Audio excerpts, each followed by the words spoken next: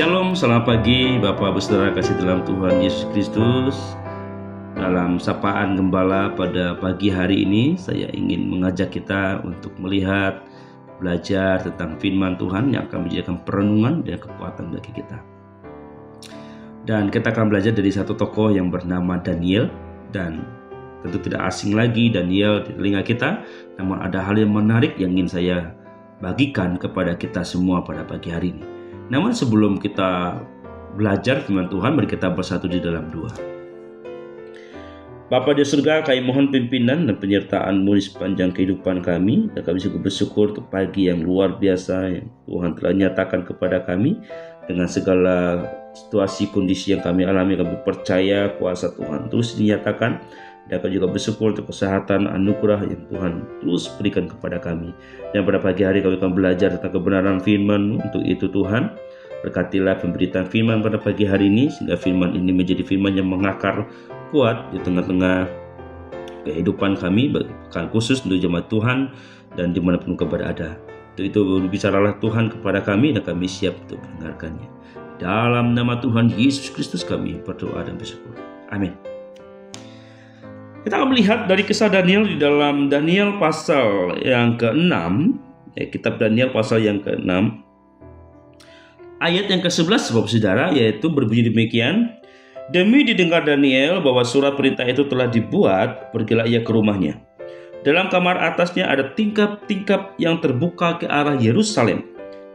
3 kali sehari ia berlutut, berdoa serta memuji Allahnya, seperti yang biasa dilakukannya. Dari kisah Daniel ini, dari kehidupan Daniel ini, saya ingin mengajak kita untuk melihat satu tema, yaitu belajar memikul salib dari Daniel. Belajar memikul salib dari Daniel. Dan tentu kisah Daniel sudah tidak asing, bahkan mungkin sudah beberapa di antara kita sudah familiar dengan kisah Daniel yang luar biasa, bagaimana Daniel hidup takut akan Tuhan, bahkan hidup dipakai oleh Tuhan dengan cara yang luar biasa. Dan dari peristiwa-peristiwa Daniel itu, bagaimana Daniel juga akhirnya mengalami satu permasalahan dalam hidupnya. Dan saya ingin mengajak kita melihat bahwa bagaimana orang-orang yang memberikan pengertian-pengertian yang sempit terkait dengan pikul salib ini, ya saudara.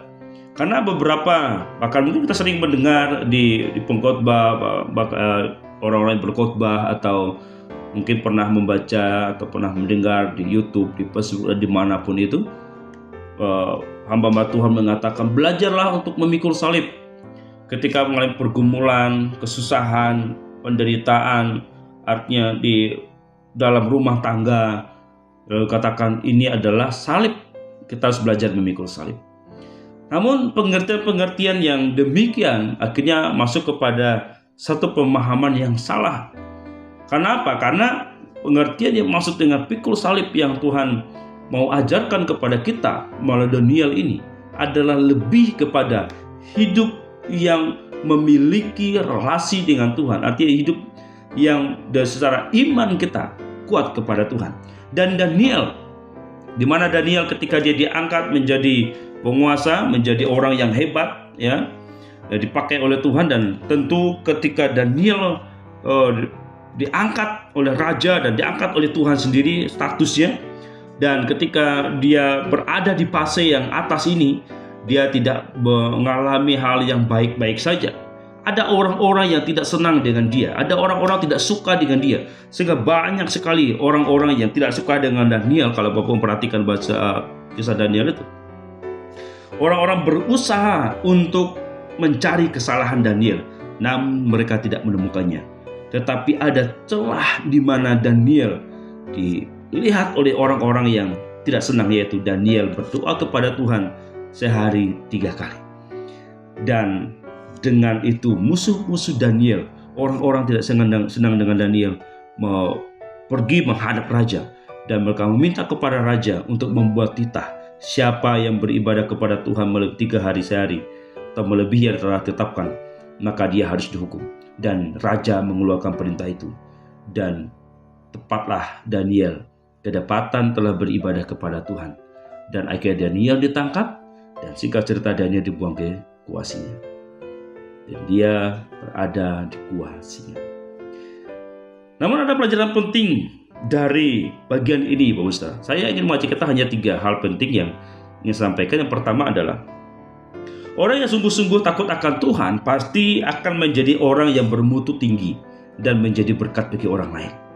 Orang-orang yang hidup takut akan Tuhan atau sungguh-sungguh hidup takut akan Tuhan pasti akan menjadi orang yang bermutu tinggi dan menjadi berkat bagi orang lain. Bagaimana supaya kita bisa menjadi pribadi yang bermutu tinggi dan bisa menjadi berkat bagi orang lain?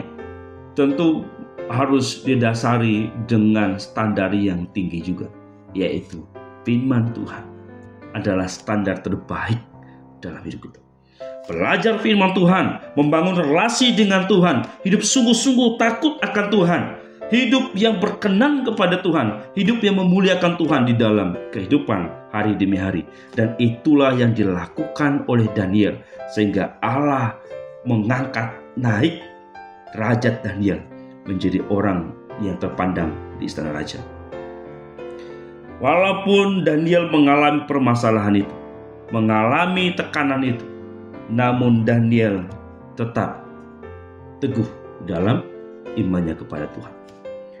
Dan yang kedua ada bagian ini, Bapak Saudara. Yang kedua bagian ini adalah ketika firman Tuhan diterapkan di tengah dunia yang penuh dengan cemar dosa ini, ya, tercemar dengan dosa ini, maka tidak jarang akan ada perlawanan dari orang-orang di sekitar kita. Ketika kita mencoba menghidupi firman Tuhan, menyampaikan firman Tuhan, mengaplikasikan firman Tuhan di dalam kehidupan kita hari demi hari, ada saja orang-orang tidak senang dengan kita. Bahkan ada saja orang-orang berusaha untuk mengusik kita ketika kita beribadah kepada Tuhan. Tapi ini resiko.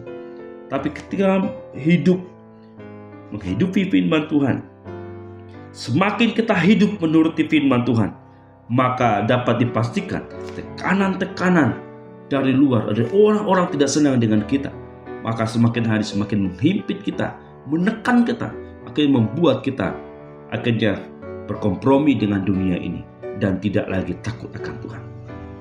Ini harus diperhatikan baik-baik. Jangan sampai kita menjadi orang-orang yang berkompromi dengan dunia ini dan akhirnya tidak melakukan firman Tuhan.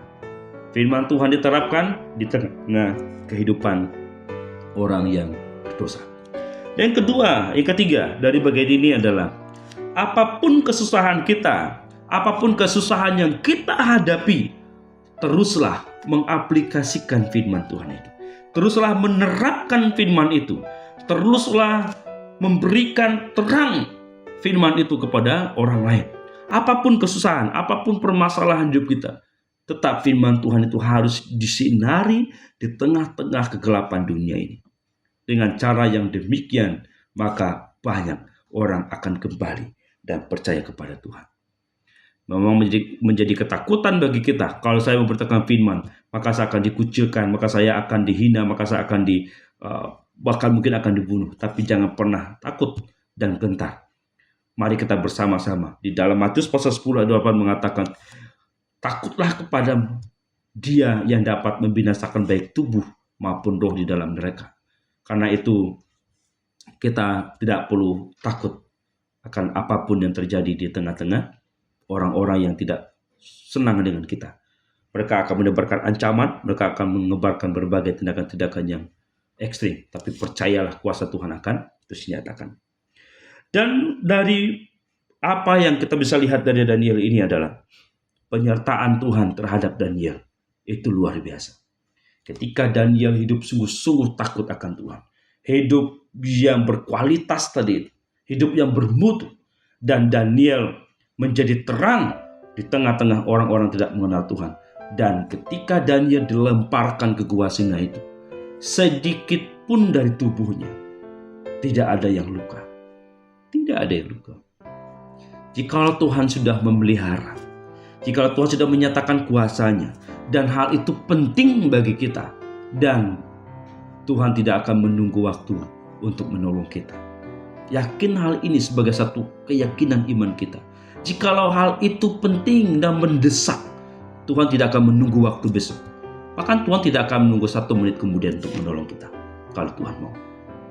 Tapi jikalau kita diberikan kesusahan oleh Tuhan, mengalami intimidasi, tekanan, dan pertolongan Tuhan juga tidak datang, artinya Tuhan ingin mendewasakan kita untuk semakin dekat dengan Tuhan, untuk semakin hidup takut akan Tuhan, untuk semakin hidup taat kepada Tuhan, tunduk kepada Allah. Itu yang Tuhan mau. Tetapi sekali katakan bahwa ketika kita mengalami kesusahan dan Tuhan akhirnya menolong kita, percayalah, Tuhan pasti akan menolong kita. Dan Dia tidak akan mengulur-ulur waktu untuk menolong kita. Artinya, hiduplah, baiklah kita memikul salib ini dengan setia, hidup takut akan Tuhan, hidup yang berkenan kepada Tuhan.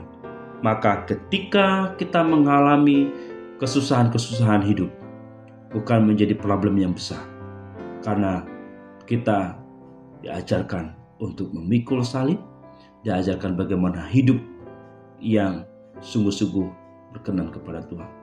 Karena itu, Bapak Ibu saudara kasih dalam Tuhan Yesus Kristus, marilah kita bersama-sama menghidupi firman Tuhan ini dan menjadi berkat bagi orang lain. Tetap setia pikul salib, tetap setia beritakan Injil kepada orang lain, sampaikan Injil bahwa Yesus adalah satu-satunya jalan untuk selamat, untuk masuk surga. Dan itu tugas kita. Jangan takut, ada tekanan yang sedang mengalami tekanan-tekanan dalam lingkungan, percayalah, Tuhan mengasihimu, Tuhan akan menyertaimu, Tuhan akan memberikan jalan keluar menurut konsideran yang tepat bagi kita. Kiranya Tuhan Yesus memberkati kita. Amin. Mari kita berdoa. Bapak, terima kasih untuk firman-Mu pada pagi hari ini yang memberikan kekuatan, perenungan yang mengingatkan kami untuk kami tetap setia, tetap sungguh-sungguh hidup takut akan Tuhan, akan menjadi berkat bagi orang lain. Itu pakailah kami Tuhan dengan cara yang luar biasa.